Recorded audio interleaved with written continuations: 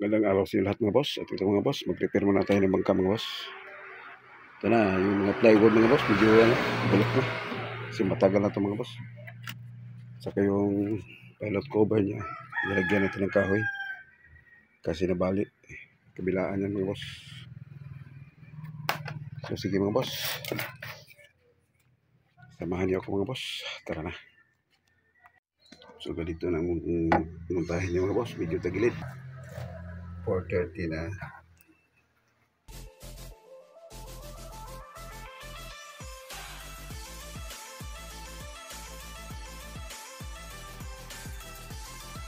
So bali mga boss, ayusin din natin itong ano niya, plataforma kasi wala na. Nasira na yung ano niya, yung tugas. Saka yung muntada nito mga boss, ayusin natin. Bali, palilitawin natin ng konti. Kasi medyo walang finishing yung bangka na to. Kasi ito yung mga lumang design ng mga boss, pokat pa. Saka yung pakpak na dito, tanggal na. Okay mga boss. Kakabit ko muna itong bibiblihan pa natin itong pako para makakapit sa gusto mga boss. Okay mga boss. So ito na siya mga boss, natapos na yun. Parang walang nangyari mga boss, parehas lang. Tapos dito mga boss, nilagyan natin ng ipinsa na paglagay ng platik. Matibay siya mga boss. Yan, dalawa. Balik kabilaan ito siya mga boss.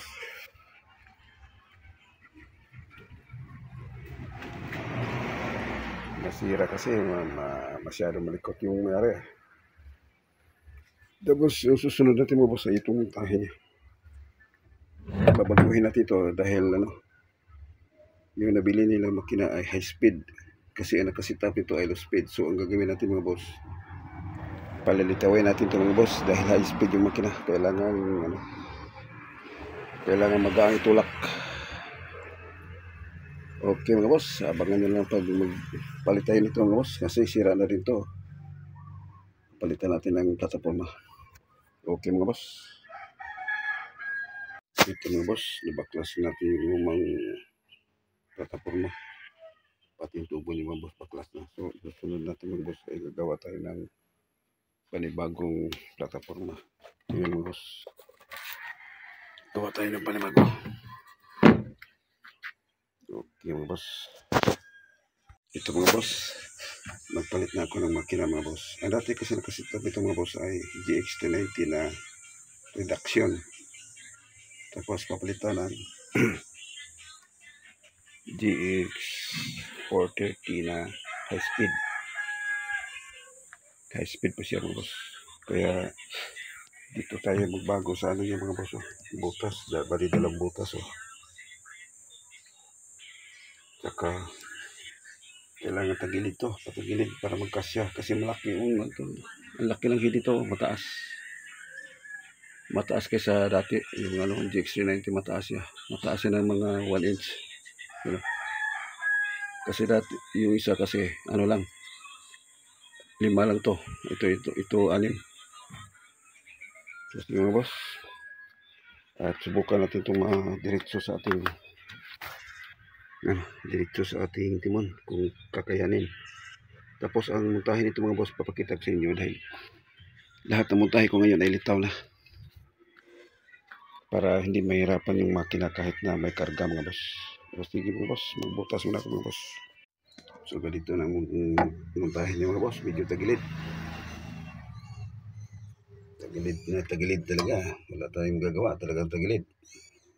So ayos naman yung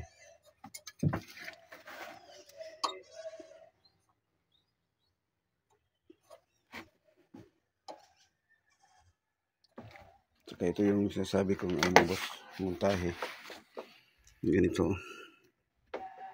Yung iba kasi mga boss, pag nagmontahe dito sa ilalim daan, sa akin kinayuran ko na yung niya cut.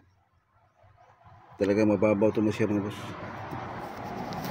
halos sa dangkal na lang yung isang dangkal na lang yung ihi ito sa malapit sa timon. Ang babaw nito mga boss. Subukan natin kung hindi ba ito magbasiyo. Marami akong nakita nagmuntahe mga boss, pero ano, malalim. Dito nakadaan. Pag dito kasi nakaano yung ihi mo ito. Pag may awang siyang konti, sigurado kong malalim yan mga boss. Tinan mo yung ano ko. Muntahe ng pang-racing ko. Tingnan natin.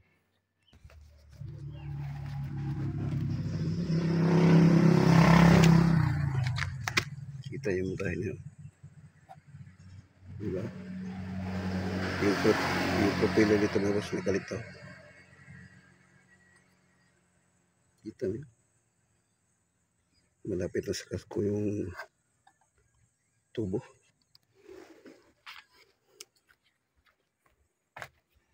So gano'n lang po mga boss.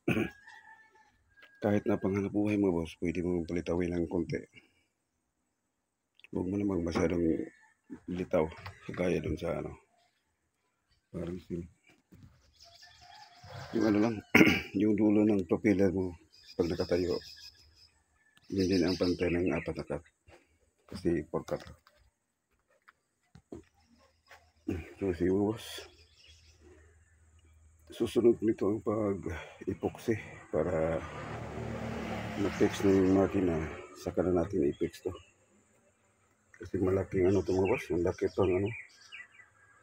Lagyan ko ng mga tapal to kasi ito yung dating butas niya. Nilihis ko lang niya konti para lang diretso yung ihi dun sa likod. Kahit na hindi magano siya mga boss, hindi mag sintro yung timon niya, okay na rin yan kasi diretso naman yung ihi sa bangka. Nakalihis lang kasi ng konti to yung timon niya. Okay mga boss, mag-epoxy na natin mga boss. Ganito po magkabit ng mga boss pag nakalapag sa side yung plataforma. Kailangan punuin ng epoxy. Pati yung sahig mga boss kailangan din para walang bubbles mga boss. Para sigurado po tayo hindi dikit siya mga boss. Okay mga boss, ikabit ko na. So ganyan na siya mga boss.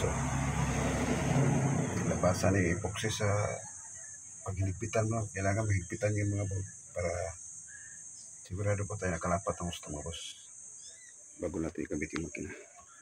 Ito na siya mga boss, na-fix ko na yung mga boss. Bale, ito na yung tatapalan natin pag natuyo na ito mga boss. Tapos na iyan ko na siya mga boss, naikabit ko na siya. Tapos yung ating alignment sa mga boss, ganito na siya. Ayos mga boss. So yung low speed pinalitan ng high speed na 430 GX 430 na Honda. So ito na yung latest model ng Honda mga boss, GX 430. Meron din siyang reduction mga boss, kaso lang naubusan yung tindahan. So ito yung nabili nila. Okay mga boss. So hanggang dito lang muna sa aking video mga boss. Medyo mahaba na mga boss. At abangan nyo lang ang paglitaw nito mga boss. Tingnan natin kung magbasiyo ba. At hanggang dito lang muna mga boss. And God bless po sa inyo lahat mga boss.